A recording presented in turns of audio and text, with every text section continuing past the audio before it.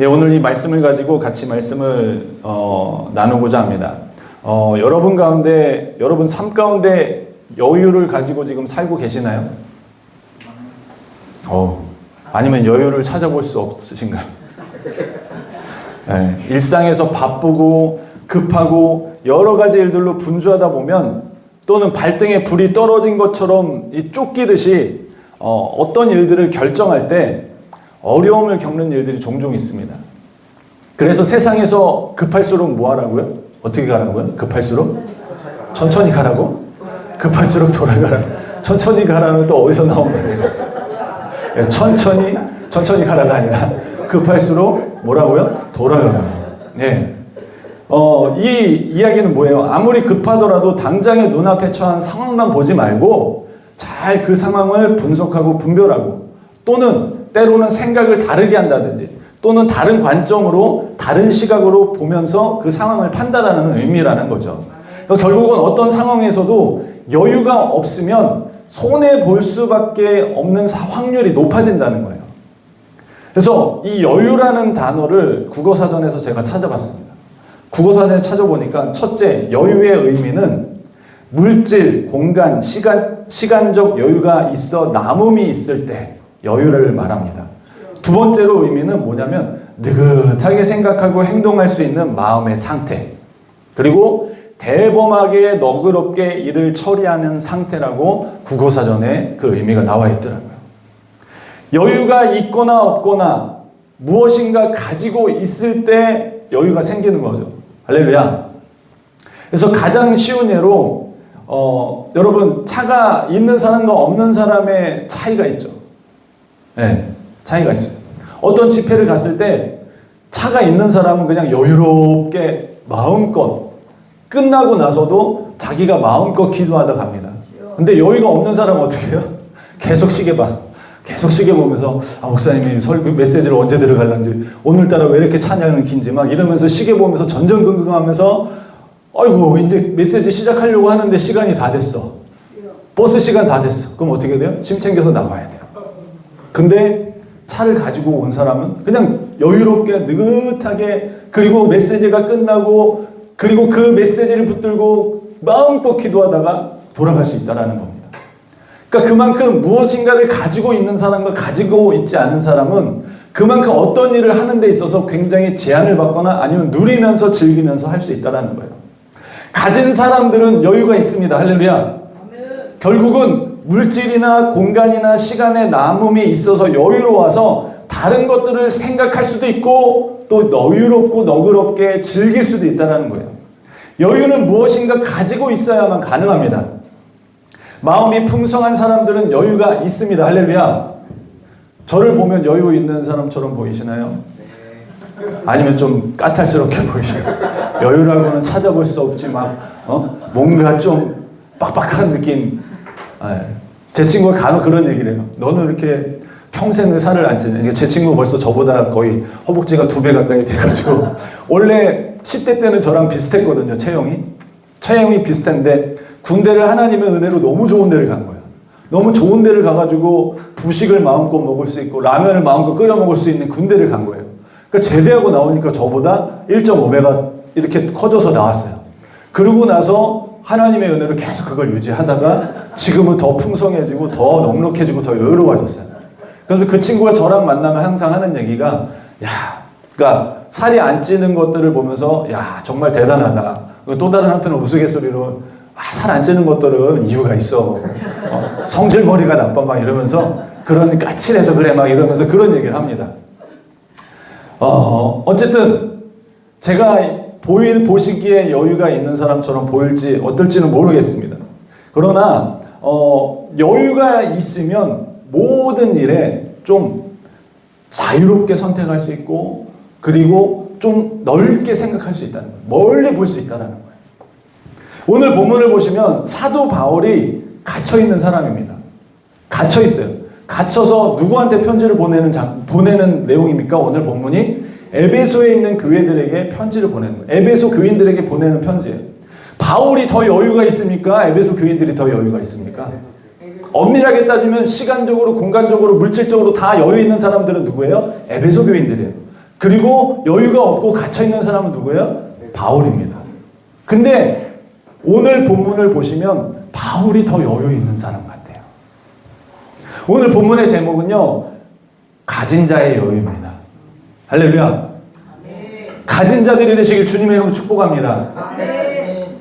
그러면 사도 바울이 뭘 가졌기 때문에 이렇게 여유롭게 갇혀 있으면서 밖에 있는 에베소 교인들을 걱정하고 그래서 건면하면서 위로의 편지를 보낼까요? 바울이 가지고 있는 것은 첫째, 예수 그리스도를 가졌습니다. 오늘 1절에 갇혀 있다고 합니다. 에베소에 있는 어떤 사람들은 갇혀 있는 지가 뭐가 잘났다고 하면서 아마 바울의 편지를 등한히 했던 사람도 있을 거예요. 그런데 지금 바울은 1장과 2장의 내용을 이어서 연결해서 이야기하면서 예수 십자가 사건으로 유대인과 이방인이 하나 되었습니다. 이 복음에 대해서 계속 얘기해 주고 있는 거예요. 그리고 자신이 이방인들을 위해서 보내지게 되었습니다. 다메섹 도상에서 예수 그리스도를 만나면서 자신이 변화됐던 얘기를 아마 에베소에 3년 동안 머물면서 주구장창 얘기했을 거예요. 내가 변했다. 내가 변했다. 내가 전에는 어떤 사람이었는데 변했다. 여러분, 전에는 어떤 사람이었습니까? 예수 믿는 사람들을 핍박했던 사람이에요. 예수 믿는 사람들을 잡아들였던 사람입니다. 예수 믿는 것들을 잡아다 죽였던 사람이에요. 그런 사람이 동일하게 다음 세대들에게 알려지지 않았던 그 비밀 때문에 자기 자신도 몰랐다라는 거예요. 그래서 3절에 그 몰랐던 비밀이, 그 알려지지 않았던 그 비밀이 계시로 이제 밝히 드러났다고 표현합니다. 여러분, 계시라는 단어는요, 뭔가 벗겨지다, 드러내다라는 의미를 가지고 있고, 또 다른 한편으로는 신이 인간에게 나타내는 것. 그래서 우리가 성경을 뭐라고 말하는지 아세요? 특별 계시. 특별한 계시. 특별히 하나님께서 열어 보여준 거다라는 표현을 가지고 있습니다. 그래서 어쨌든 신이 인간에게 보여준 가장 중요하고 가장 핵심적인 건 바로 성경이에요. 하나님께서 우리에게 계시해 주신 것, 성경. 할렐루야. 그래서 하나님께서 인간에게 무엇을 드러냈습니까? 그 비밀이 무엇입니까? 4절에 이어서 얘기합니다. 4절에서 뭐라고 말합니까? 그 비밀은 누구였다고요? 그리스도였습니다. 그 비밀을 내가 깨닫게 됐다라는 거예요. 할렐루야. 바울은 계속해서 다메섹 도상에서 예수님을 만나면서 알게 된 그것들에 대해서 에베소에 있을 때 굉장히 많이 이야기했는데 지금 편지를 쓰면서 당신들 기억하지 않습니까? 내가 그때 말했던 그 그리스도. 그리스도가 모든 인류의 죄를 지시고 모든 믿는 자들에게 구원을 주실 것이라는 그 사건을 깨달아 알게 되었습니다. 할렐루야. 그래서 이 사실을 에베소 교인들도 알게 되었다는 거예요. 그리스도를 믿음으로 하나님의 자녀가 되는 것을 알게 되었다는 거예요. 원래는 알려지지 않았다는 거예요. 5절에서 보면요, 다른 세대에서는 사람의 아들들에게 알려지지 아니하셨으니가 먼저 나옵니다. 그런데 원문에서는요, 이게 뒤에 있어요. 원문에서는 뒤에 있어요. 그러면 제가 한번 5절을 읽어봐 드릴게요.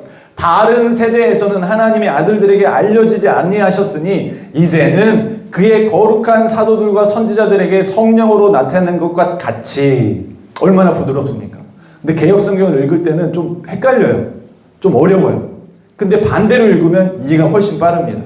그러니까 다른 세대는 어떤 세대겠습니까? 다른 세대는 어떤 세대예요? 구약의 시대를 말하는 거고 세상 사람들에게 감추어져 있던, 예수 그리스도가 감추어져 있던 그 세대를 말하는 거예요.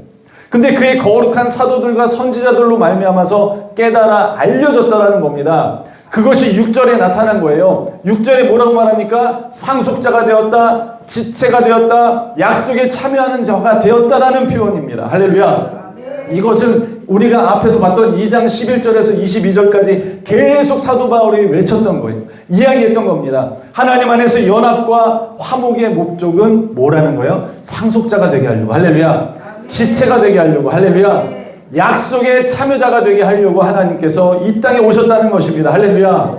떳떳한 상속자로 우리 이방인들을 부르셨다는 겁니다. 그래서 이제 이방인들은 유대인 외에도 아버지 하나님으로 부를 수 있게 해주셨다는 거예요. 지체가 되게 하셨다는 겁니다. 서로 다른 개체가 아니라 예수님이 머리 대신 몸된 교회가 되게 하셨다는 거예요. 할렐루야. 우리는 서로 연결되어 있다는 것입니다. 할렐루야. 누군가 아프면 아파야 돼요. 그 드라마의 유명한 대사 아십니까? 아프냐? 나도 아프다. 여기 TV를 안 보시니까 잘 모르시는데 그런 유명한 대사가 있습니다. 사랑한 사람이 아프니까 나도 아픈 거. 할렐루야. 우리는 예수 그리스도로 한 지체가 됐기 때문에 아픔을 느껴야 돼요. 옆에 있는 사람이 아프면 아픔을 느껴야 됩니다. 할렐루야. 여러분 몸에 여러분 종이 만지다가 베어본 경험 있으시죠? 다들. 그러면은 손가락만 아파요? 아니면 온몸이 이렇게 아픔을 느낍니까? 네, 온몸이 아픔을 느껴야 돼요. 손가락만 아픔을 느끼면 문제 있는 사람이에요. 어디가 고장난 사람이에요. 여러분 교회 공동체는 한몸된 지체가 돼야 된다는 겁니다. 할렐루야. 함께 약속에 참여하게 해주셨다는 거예요. 하나님과 관계가 있고 약속에서도 동일하게 우리도 적용받습니다. 할렐루야. 참여자가 되게 해주셨다는 거예요. 이방인들도 함께 참여자가 되게 해주셨다는 거예요. 그런데 이 복은요, 이방인들의 수고와 노력으로 된 게 아니에요. 본질상 진노의 자녀였고 불순종의 자녀였던 자들이, 약속에서 외인이었던 자들이, 하나님 없는 상태에서 살아왔던 자들이 진노를 받아 마땅한 우리가 예수님으로 인해서 신분이 바뀌었다는 겁니다. 할렐루야. 그리스도 예수로 말미암아서 계속해서 예수로 말미암아 예수로 인해 그리스도 예수로 인하여서 되어졌다고 사도 바울이 계속 예수님 때문에 예수님 때문에 예수님 때문에 우리의 수고와 노력은 하나도 없다라는 거예요. 할렐루야. 온전히 하나님의 은혜로 되어졌다는 겁니다. 하나님의 선물입니다. 할렐루야. 그 어떤 수고 노력으로 되어진 것이 아니라 이것이 뭐라고요? 하나님의 선물이고 하나님의 은혜인데 언제부터 계획되어졌다는 거예요? 태초 전부터 이미 계획하시고 경영해 오셨다라는 겁니다. 할렐루야. 여러분 혹시 이 찬양을 아시나요? 예수 그 이름 나는 말할 수 없네 그 이름 속에 있는 비밀을. 할렐루야. 그 이름 속에 있는 비밀을 여기 앉아 계신 분은 다 깨달아 알 줄 믿습니다.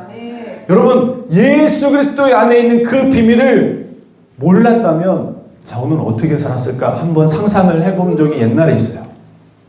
제가 어떻게 살았을까. 제가 어렸을 때는 융통성이 참 없었던 사람이에요. A라고 하면 A만 이렇게 했던 사람, B만 하면 B만 했던 사람. 그래서 제가 예전에 한때는 또 푸른 꿈을 꾸고 제가 그 연영과를 가려고 했어요. 할렐루야. 네, 믿으실지 모르겠지만 연영과를 가려고 했었어요. 중대도 가고 단대도 보고 다 시험을 봤는데 다 어떻게 됐을까요? 하나님의 은혜로 똑 떨어졌어요. 할렐루야. 근데 그때 그 면접을 보는데 그 연극을 하나 봤어요. 연극을 하나 봤는데 그 연극의 여자 주인공을 그 면접 때 물어보시는 거예요. 물어보는데 얼마나 융통성이 없으면 제 머릿속에 있는 그 이름이 그 연극의 그 연극 배경의 여자 주인공 이름을 말해야 되잖아요. 근데 제 머릿속에 누가 떠오르냐면 그 역을 맡았던 여자 배우분이 떠오르는 거예요. 그 여자 배우의 이름을 얘기한 거예요. 그 연극 내용의 주인공 이름을 얘기하는 게 아니라 실제 그 연극을 그 배우로 했던 그 배우의 이름을 말한 거예요. 얼마나 융통성이 없습니까? 얼마나 생각이 이게 플렉시블하지 못합니까? 이랬었던 거예요. 이랬던 접니다. 할렐루야. 얼마나 융통성이 없었는지 몰라요. 그리고 제 마음 가운데 항상 어떤 마음이 자리 잡고 있었냐면 아버지에 대한 분노, 아버지에 대한 그 말할 수 없는 그것만 항상 이렇게 안고 살아왔던 거예요. 그런 마음을 안고 살다가 예수님을 몰랐다면 그 얼마나 모나고 까칠하게 가정을 꾸리면서 또 제 자녀에게 또 상처를 물려줬을까요? 그러니까 이런 상상을 해본다는 거죠. 근데 하나님의 사랑을 알았기 때문에 할렐루야. 제 육체의 부모로부터는 행복한 가정, 행복한 부부의 모습을 보질 못했어요. 본 적이 없습니다. 그럼 어떻게 제가 그 가정 안에서 다음 제 자녀에게 보여줄 수 있겠습니까? 근데 하나님을 만나면서 행복한 가정, 하나님의 안에서 행복한 부부, 행복한 아버지, 행복한 그것을 조금씩 하나님이 깨닫게 해주셨다는 거예요. 할렐루야. 그리고 지금 행복한 가정을 꾸리게 정말로 선하고 아름다운 아내를 주셨어요. 할렐루야. 네, 저분은 굉장히 여유 있어 보이시죠? 저는 여유 없어 보이시는데 저분은 참 사람들이 다 여유 있게 보시더라고요. 예전에는 육체적으로도 여유로웠는데 요즘은 굉장히 슬림해지셨어요. 할렐루야. 네. 어쨌든 제가 이 자매를 만나고 제가 어리광도 부립니다. 할렐루야. 네. 어리광 안 부리게 생겼죠? 근데 제가 어렸을 때 어리광을 어머님한테 못 부려보고 자랐어요. 당남이다 보니까 밑으로 줄줄이 제 동생들이 있다 보니까 그런 거를 경험해보지 못한 거예요.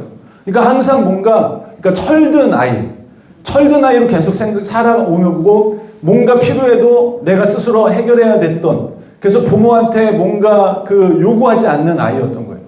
그래서 제가 정말로 처음에 한 33살에 개척을 한 번 했었는데 저희 엄마한테 개척을 한다고 저희 어머님한테 개척을 하고 싶다라고 얘기했더니 저희 집사람이랑 같이 있는데 얘가 뭘 하겠다고 한 게 처음이라고. 그만큼 제 안에는 제가 정말 하나님을 몰랐다면 이런 것들이 발현될 수 없었던 사람이라는 겁니다. 근데 하나님을 알면서 예수 그리스도를 소유하면서 저 또한 사도 바울처럼 여유가 있어진 거예요. 제가 여기서 지금 말씀을 선포하는 것도 기적입니다. 미스테리예요. 할렐루야. 제가 어렸을 때는요, 교회를 겁나게 싫어했어요. 저희 어머니가 어렸을 때 그 구멍가게를 하나 했었는데 교회 바로 옆에 붙어 있었는데 교회랑 땅 분쟁이 일어난 거예요. 그래서 맨날 교회 사람들이 와가지고 막 안 좋은 얘기하고 막 이런 것들을 제가 봤어요. 그 교회를 얼마나 싫어했겠어요. 어렸을 때부터. 근데 지금 교회를 개척하고 있습니다. 할렐루야. 미스테리예요. 미스테리입니다. 여러분, 하나님의 자녀가 되니까 상속자가 되는 것입니다. 할렐루야. 하나님의 약속을 믿고 선포하는 자가 되었습니다. 할렐루야. 여러분, 지금 제가 개척한다고 하면 제 주변에 있는 사람들이 다 뭐라고 하는지 아세요? 어떻게 해요? 어떻게 하면 좋냐? 어떻게 하면 좋냐? 근데 저는 여유가 있어요. 저희 집사람이랑 저만 여유가 있어요.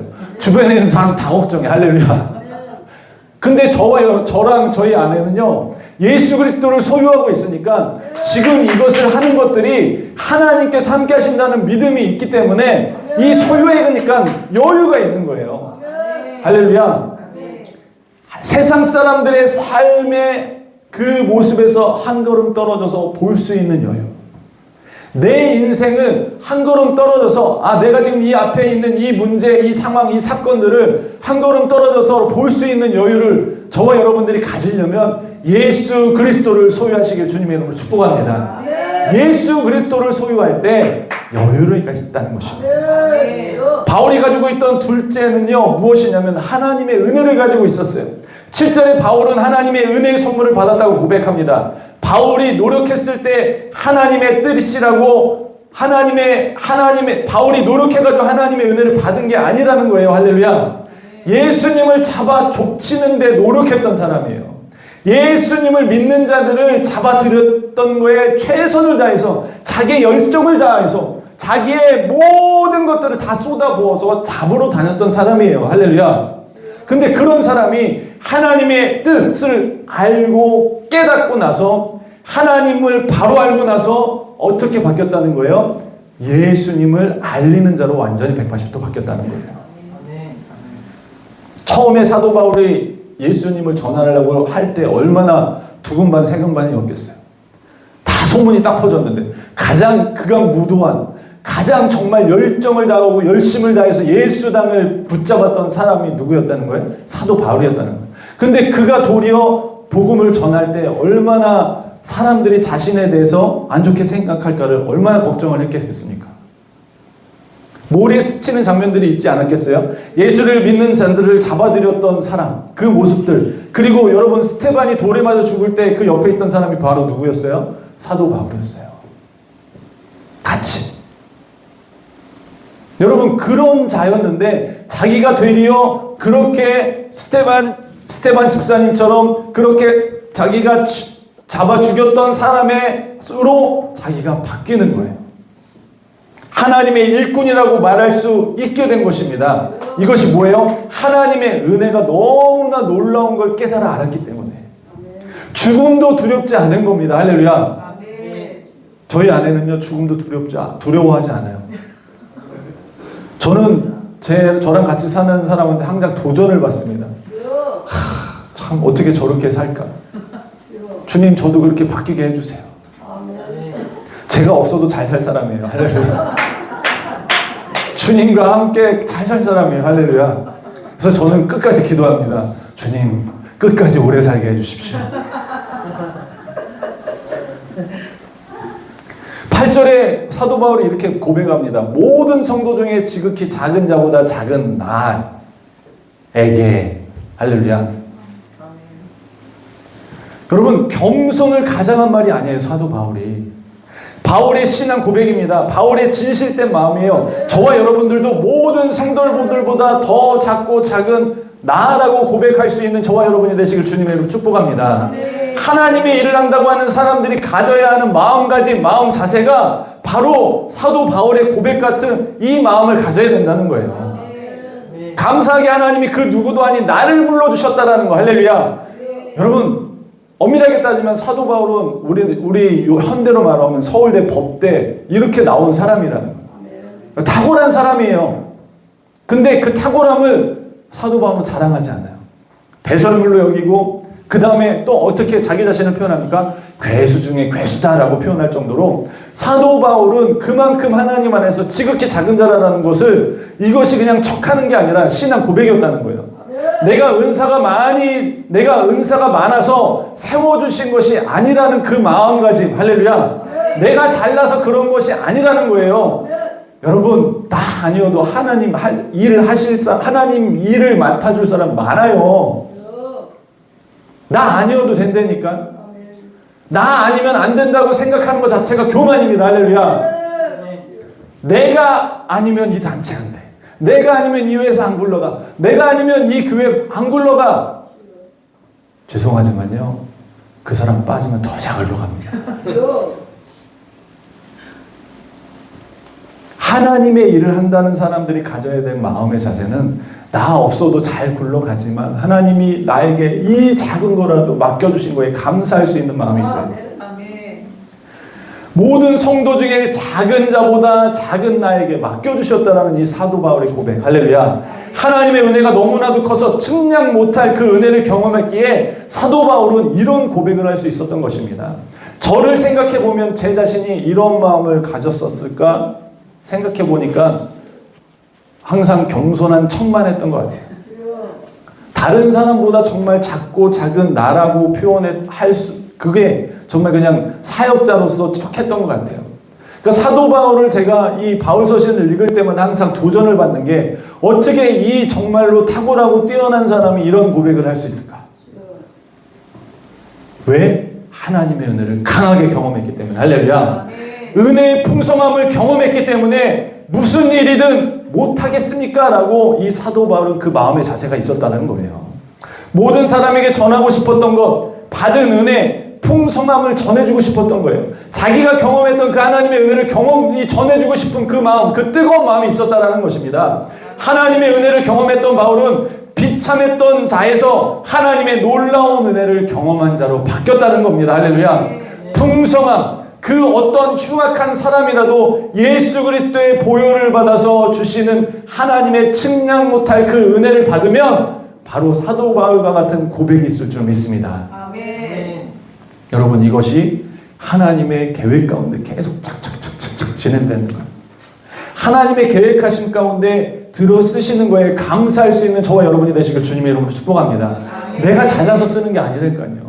나 없으면 그 단체 더 잘 굴러가요. 나 없으면 그 회사 더 잘 굴러갑니다.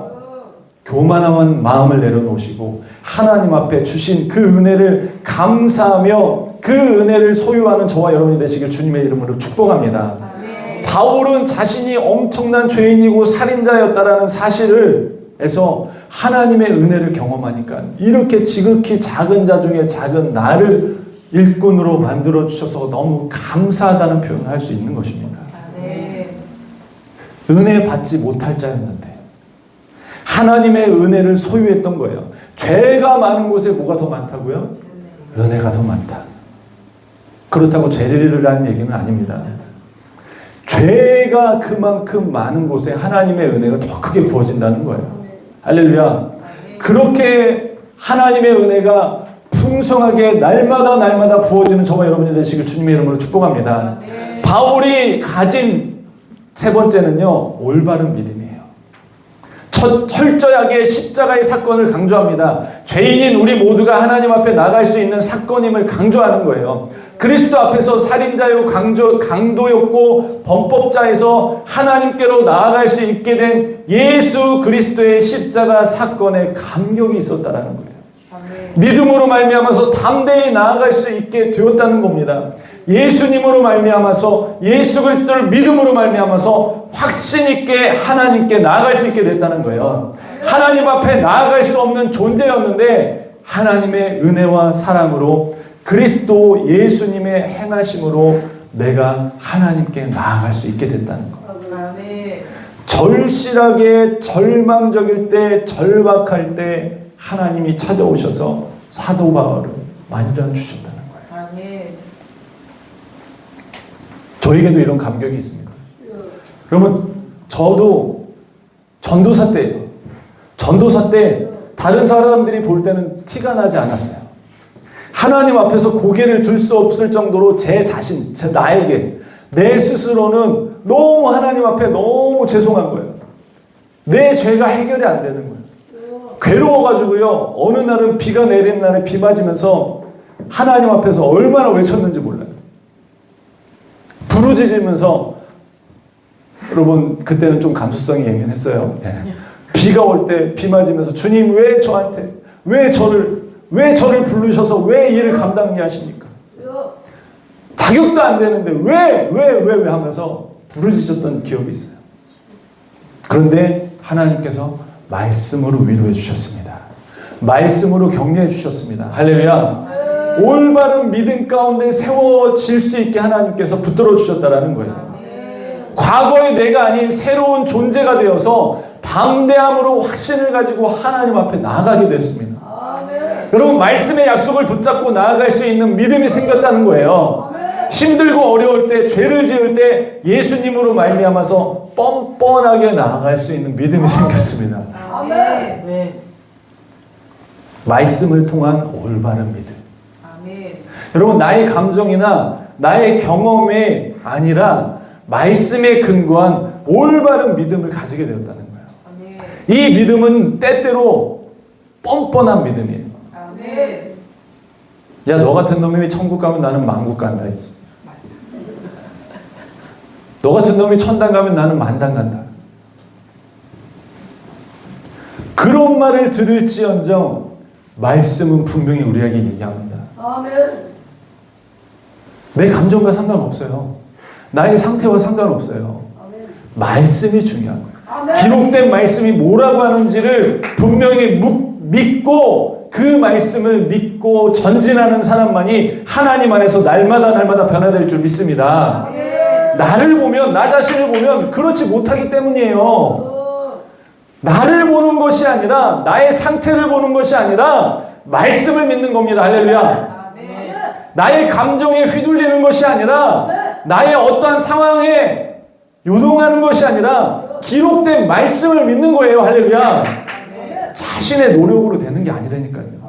하나님을 바로 할 때, 하나님의 사랑을 진정으로 깨달아 알 때, 하나님의 은혜가 얼마나 놀랍고 측량되지 않은지를 알 때, 뭘로 알아요? 말씀으로 합니다. 할렐루야. 올바른 믿음을 가지고 있는 사도 바울은 그 믿음 안에 굳건히 서 있는 거예요.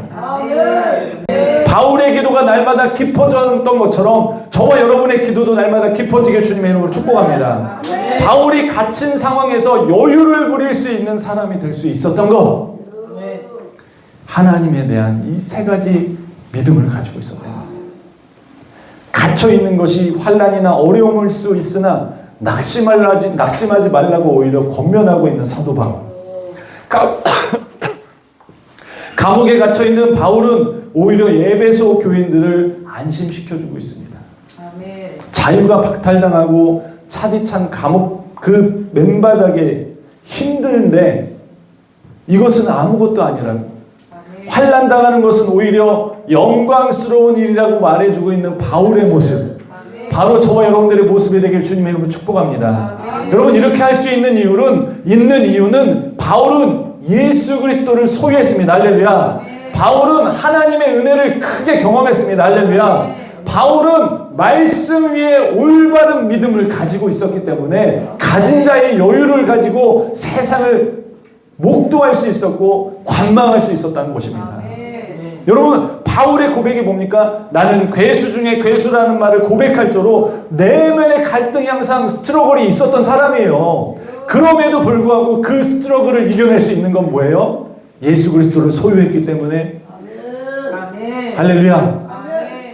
하나님의 은혜를 경험했기 때문에. 할렐루야. 올바른 말씀 위에 믿음이 세워졌기 때문입니다. 저와 여러분의 자신의 추악한 것이 올라올지라도 자신에게 집중하지 마시고 말씀에 집중하는 저와 여러분이 되시길 주님의 이름으로 축복합니다. 저와 여러분에게도 동일하게 하나님의 이 은혜가 부어지길 주님의 이름으로 축복합니다. 여러분 조급하십니까? 불안하십니까? 두려우십니까? 예수님을 바로 보십시오. 하나님의 은혜를 기억하십시오. 말씀을 믿으십시오. 할렐루야. 그럴 때 하나님께서 저와 여러분의 인생을 책임져 주실 것입니다. 할렐루야. 기도하시겠습니다. 이 시간 기도하겠습니다.